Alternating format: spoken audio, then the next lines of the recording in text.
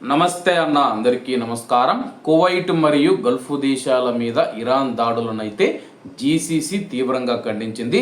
వివరాల్లోకి వెళితే కువైటు, బెహ్రెను, ఖతారు, జోర్డాన్లను లక్ష్యం చేసుకొని ఇరాన్ జరిపిన క్షిపణి డ్రోన్ దాడులను గల్ఫ్ కోఆపరేషన్ కౌన్సిల్ జీసీసీ ప్రధాన కార్యదర్శి జాసిమ్ మహమ్మద్ ఆల్ బుదైవి గారు తీవ్రంగా ఖండించారు.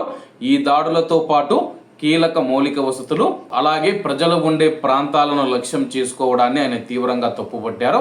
అలాగే బుదైవి గారు మాట్లాడుతూ ఇరాన్ చర్యలు అంతర్జాతీయ చట్టాలు, నిబంధనలను బహిరంగంగా ఉల్లంఘించడమే కాకుండా ప్రాంతాన్ని మరింత ఉద్రిక్తతలు, అస్థిరత వైపు నెట్టే ప్రమాదకర పరిణామాలకు నిదర్శనమని పేర్కొన్నారు.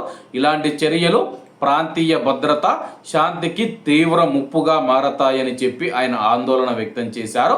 అంతర్జాతీయ నియమాలను నిర్లక్ష్యం చేస్తూ ఇరాన్ వ్యవహరిస్తుందని చెప్పేసి ఇది ఎట్టి పరిస్థితుల్లో ఆమోదయోగ్యం కాదని చెప్పేసి ఆయన స్పష్టం చేశారు. బెహ్రెన్, కువైట్, జోర్డాన్ దేశాల భద్రత, సార్వభౌమాధికారం, ప్రాదేశిక సమగ్రతను పరిరక్షించేందుకు ఆయా దేశాలు తీసుకుంటూ ఉన్న అన్ని చర్యలకు జీసీసీ పూర్తి మద్దతు ఉంటుందని చెప్పేసి ఆల్ బుదైవి గారు తెలిపారు. గల్ఫ్ దేశాల ఐక్యత, ప్రాంతీయ స్థిరత్వాన్ని కాపాడేందుకు సభ్య దేశాలు కలిసి పనిచేస్తాయని, శాంతి భద్రతకు విఘాతం కలిగించే ఎలాంటి చర్యలనైనా జీసీసీ వ్యతిరేకిస్తుందని చెప్పి ఆయన స్పష్టం చేశారు.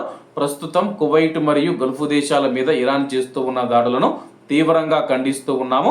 తీవ్రంగా ఖండిస్తూనే ఆ దేశాలు తీసుకునే ఎటువంటి నిర్ణయమైనా, ఎటువంటి చర్యలకైనా తమ యొక్క సంపూర్ణ మద్దతు ఉంటుందని చెప్పేసి జీసీసీ గల్ఫ్ కోఆపరేషన్ కౌన్సిల్ ప్రకటించింది.